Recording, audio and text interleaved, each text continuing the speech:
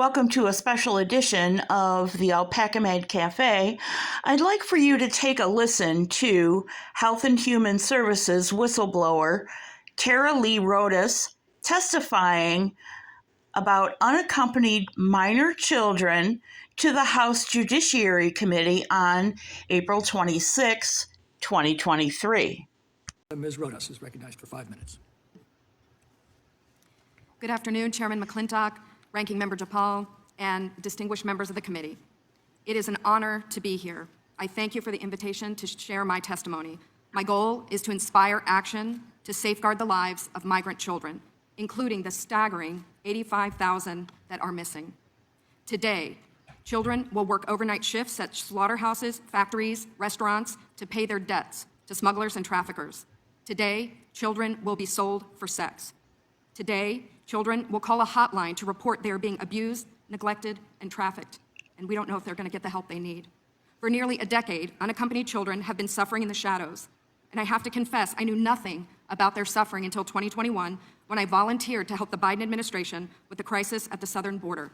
As part of Operation Artemis, I was deployed to the Pomona Fairplex Emergency Intake Site in California to help HHS, Office of Refugee Resettlement, reunite children with sponsors in the United States. I thought I was going to help place children in loving homes.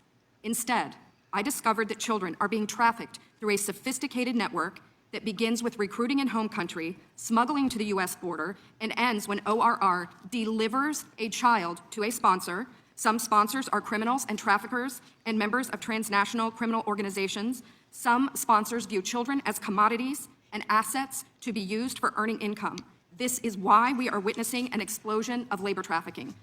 Now, whether it's intentional or not, it could be argued that the United States government has become the middleman in a large-scale, multi-billion-dollar child trafficking operation that is run by bad actors seeking to profit off of the lives of children. As for me, my interest is the safety of the children. I do not view this as a political issue. I view this as a humanitarian issue. I assure you, my motives are the highest and best. I want the children protected. So I want to tell you some of what I witnessed personally at the Pomona Fairplex. I saw vulnerable indigenous children from Guatemala who speak Mayan dialects and cannot speak Spanish. That means they cannot ask for help in English. They cannot ask for help in Spanish. They become captives of their sponsors. I have sat with case managers as they've cried to tell me the horror of what has happened to children as they make the journey to this country. I saw apartment buildings where 20, 30, and 40 unaccompanied minors have been released.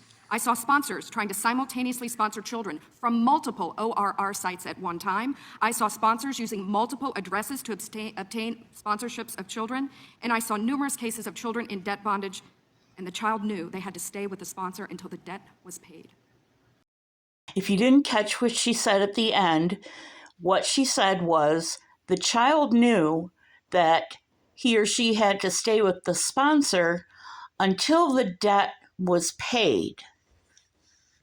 And you might also say to me, what relevance does this have to anything you talk about on your channel? Well, there is at least one case where we have kicked around a trafficking answer to the problem of what happened. And I have not said anything because there's no evidence of it. TBI, Hawkins County, FBI, FBI said specifically there was no evidence of abduction. TBI and Hawkins County have said there's no evidence she's anywhere outside of her own community. What I am saying is that if there are 85,000 missing immigrant children, meaning they are separated from those who are supposed to be sponsoring them, and sponsors who step forward are applying for multiple sponsorships, what makes us think that there are not children in this country who find themselves in the same debt slave situation? See you real soon.